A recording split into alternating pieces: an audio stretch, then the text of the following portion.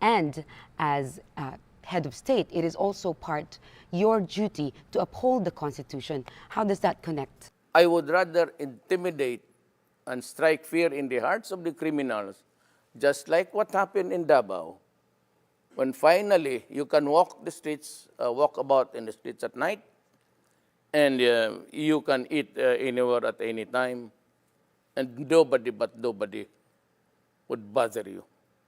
It's happening in Davao. Davao City is in the midst of Mindanao, a troubled land. But I can assure you, as plenty of people have been there, it's a destination for conventions and conferences international. It's always selected, so it's booming. It is a little bit rich than the others. Why? Because we can live our lives normally. And of course, business can thrive. So that when I said, I do not care about what the human rights guys say. I have a duty to preserve the generation. If it involves human rights, I don't give a shit. I have to strike fear because I said, the enemies of the states are out there to destroy the children. Are you not worried about possible ramifications in the future for you, a possible impeachment or being tried in the international court? Good question. Before you can begin, you must determine that I have committed a crime in my country, that I have committed mass murders in my country, and then charge me there. There can be no ramifications when I say that I will kill you if you destroy my land. It's a legitimate It's a legitimate statement of any general, of any wartime president, of any tribal leader to say those things. Of course, you said there can be consequences, but I am not worried about this thing. I do not make any projections. How many vigilante killings? Well, if you compare the 4 million to the 3,000, minus legitimate encounters between the law enforcers and the criminals, give or take even a half of it. So what is it to the lives already lost? I have 4 million addicts to take care of.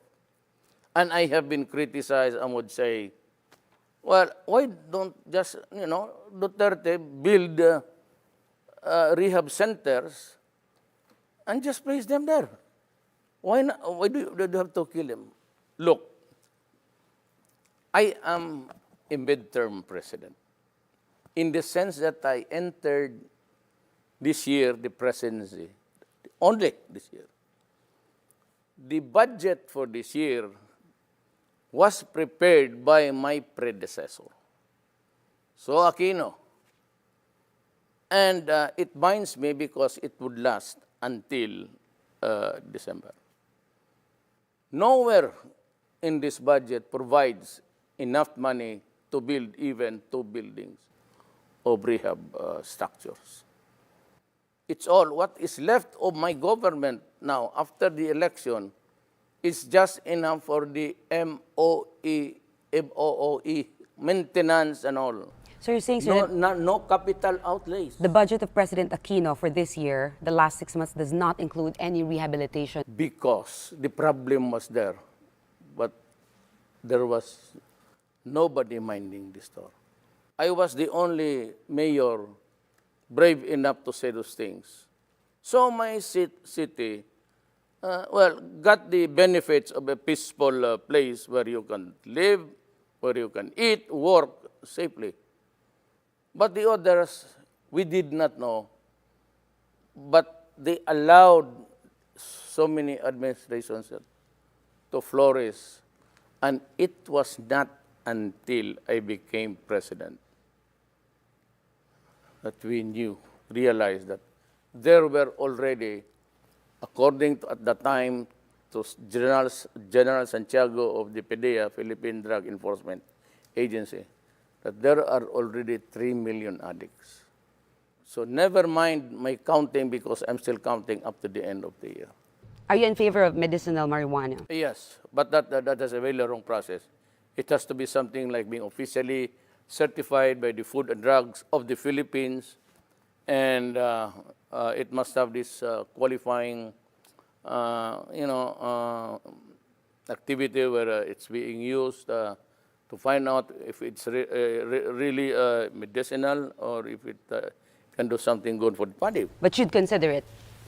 You'd consider it, the legalization of it, for example. I'm not the authority for that. It's the Food and Drug Administration which says that it's good. Okay. If it is certified by the government that it's good, fine, no problem. I don't think anyone could deny, doesn't matter how controversial it is, that you've delivered on your election campaign promise to crack down on drugs. Yeah. One thing you haven't delivered on yet is your promise to ride a jet ski out to the disputed territory in the South China Sea and plant the Philippine flag on there. Now, many people, many voters, I assume, took that as a sign that you were going to be tough on China.